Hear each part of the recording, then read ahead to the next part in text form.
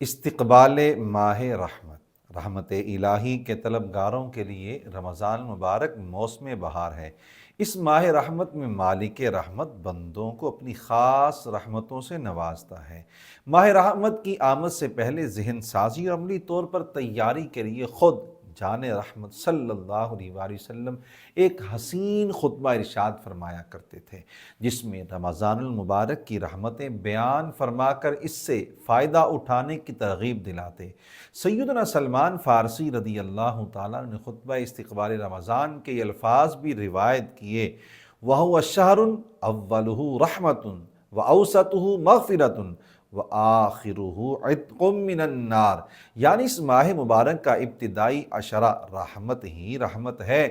درمیانی حصہ مغفرت و بخشش ہے، اور آخری عشرہ جہنم سے آزادی ہے۔ سیدنا ابو ہریرہ رضی اللہ تعالیٰ عنہ سے روایت ہے کہ مصطفیٰ جان رحمت صلی اللہ علیہ وآلہ وسلم نے ارشاد فرمایا: اذا کان رمضان فتحت ابواب الرحمہ، ماہ رمضان کی آمد ہوتی ہے تو رحمت کے دروازے کھول دیے جاتے ہیں۔ یہ سمجھنا بھی ضروری ہے کہ استقبال رمضان کا طریقہ وہ نہیں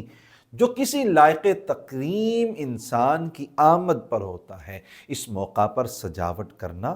ترانہ پڑھنا یا خیر مقدمی کلمات کہنا وغیرہ اصل مقصود نہیں، بلکہ استقبال رمضان ایک روحانی و باطنی کیفیت کا نام ہے، جس کا مقصود یہ ہے کہ رمضان المبارک میں رب کریم کی طرف سے عطا ہونے والی بے پناہ رحمتوں سے دامن بھرنے کے لیے خود کو بھی ذہنی اور عملی طور پر تیار کریں اور دوسروں کو بھی اس کی ترغیب دیں۔